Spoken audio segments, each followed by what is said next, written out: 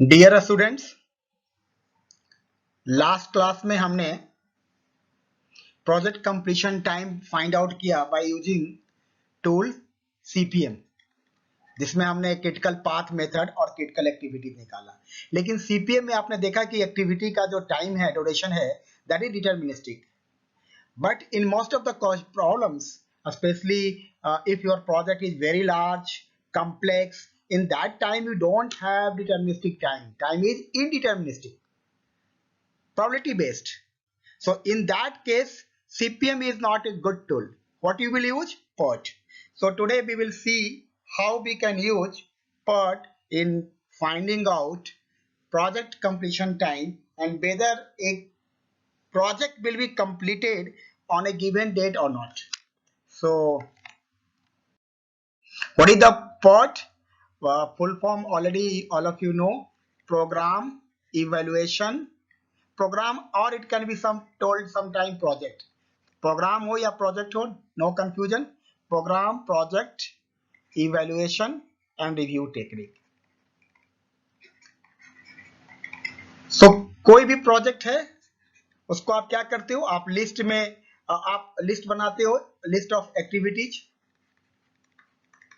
तो आपने and you know the duration. Here in this case duration will not be deterministic, so we will see that there will be more than one time. तो PERT क्या करता है? PERT is a project management tool जो आपकी activity को schedule, organise and coordinate करता है। So here we will see how we can get more than one time. So PERT is good for very large scale project, non-routine project. आपने देखा था कि CPM, actually CPM हम use करते हैं routine work के लिए। CPM की जब इन्वेंशन हुआ या कहो कि जब यूज किया गया first time, that was also for routine project, routine type of the work, cement plant, whereas PERT was used for Polaris missile.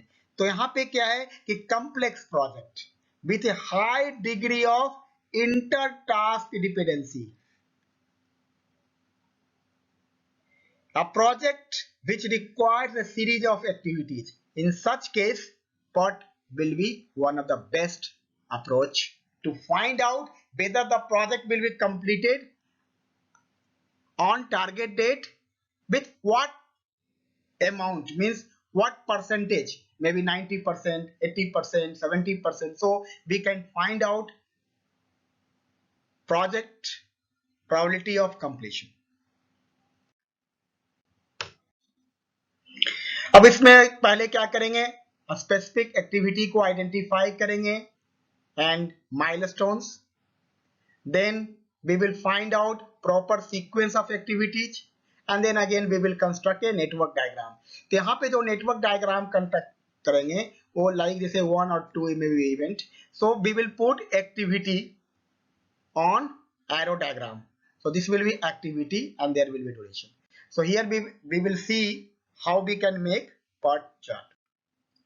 So three type of the time we will use. Most likely time, that is called subjective time or possible time. So this is between optimistic and pessimistic. Optimistic time is the best time, minimum time required to do a project. अब suppose करो कि जो है if you are going to the airport in morning when there is no traffic, you will reach faster or you can say fastest. But if you are going in evening just after office time, you can get a rush. तो वहां पे time क्या होगा, बहुत ज्यादा लग जाएगा. तो optimistic time means minimum time और pessimistic time means maximum time and then this is the average time most likely. So हम क्या करेंगे इसमें, हम एक्सपेक्टेड टाइम निकालेंगे. तो एक्सपेक्टेड टाइम कैसे निकालेंगे? फॉर्मूला है a + 4m + b/6 और हम हर एक्टिविटी का स्टैंडर्ड डेविएशन भी निकालेंगे क्योंकि स्टैंडर्ड डेविएशन ही बताएगा कि कौन सी project have more priority to do and more risk. So S equal to B minus A by 6. This will give you a standard deviation. अब आपके पास यदि मान लो कि टास्क तीन तरह का टास्क है, टास्क ए, टास्क बी, टास्क सी, तो आपके पास ये दिया हुआ होगा ए, एम, बी। अब आप टी निकाल लो। कैसे निकालोगे T?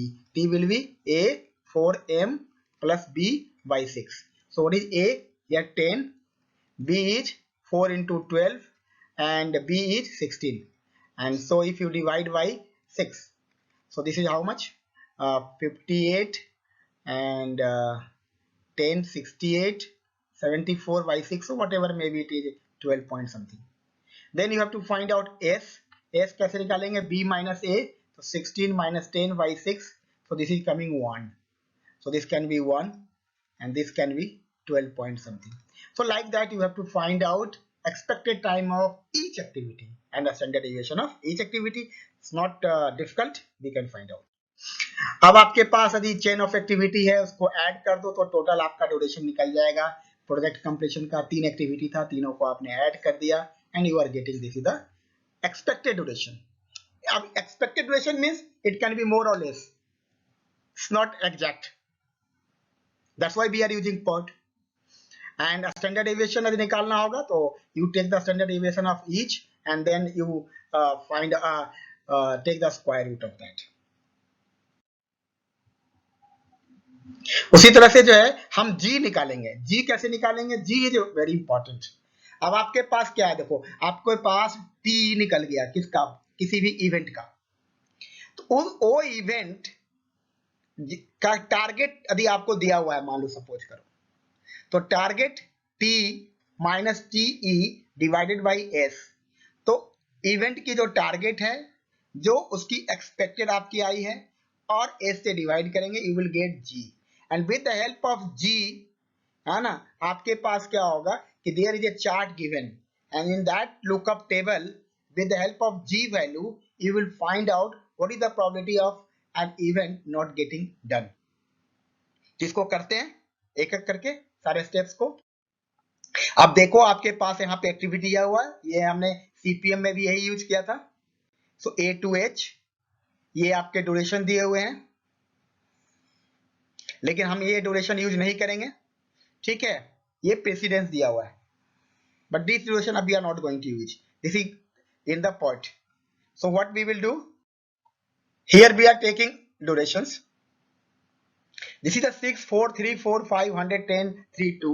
This is the most likely which was given in the from the CPM also. Optimistic यहाँ से टाइम दिया रहेगा, ये आपको ये दिया हुआ रहेगा, ये दिया हुआ रहेगा। आपको अब निकालना है, निकालिए एक्सपेक्टेड टाइम। कैसे निकालोगे? a plus 4m plus b by 6, इसे ये निकाल लिया। इसके निकालने के बाद standard deviation b minus a by 6। so now we have expected time of each activity and a standard deviation of it। now you just do forward pass first। so with the help of forward pass, है ना, here हमने activity कहाँ लिखेंगे? Arrow diagram पे। तो this is the A and this is expected time from the table. अब जो है इवेंट 2 कब होगा? जब एक्टिविटी ए फिनिश हो जाएगा। So this time will come here, this will be the start time of event 2। Event 2 पे कौन सी एक्टिविटी है? सी। सी कितना टाइम ले रहा है? 2.83। तो add 6.17 plus 2.83, this is coming 9। यहां से देखो, यहां से जो है 1 पे जो है 4 था, ये 4 यहाँ आ गया। तो now this D activity and B, तो B plus D, so A plus C is coming 9, B plus D is coming 8.80, which one is more? 9, so 9 will be written here। And similarly we are doing for each and every event। so now we are getting 13.5, this is the expected this is expected 13.5 आपका क्या हो गया? Expected project completion time, ठीक है।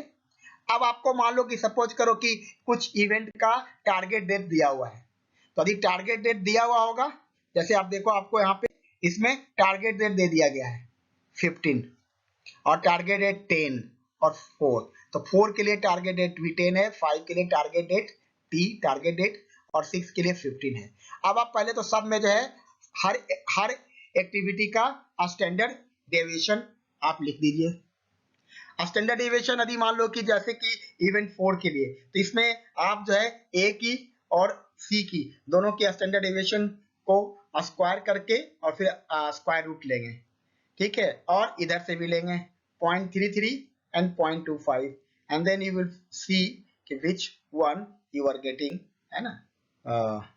सो maximum, so this is 0.53। अब आपके पास क्या है, आपके पास टीई है और आपके पास एस है for each event. For each event आपके पास एक्सपेक्टेड टाइम और डेविएशन है। तो अब आपको निकालना है कि इवेंट, सपोज करो आपको दिया हुआ है कि इवेंट 4 10 को होगा या कि नहीं होगा। अब 9th को होने का एक्सपेक्टेड डेट है, टाइम है, तो व्हाट इज द प्रोबेबिलिटी, है ना।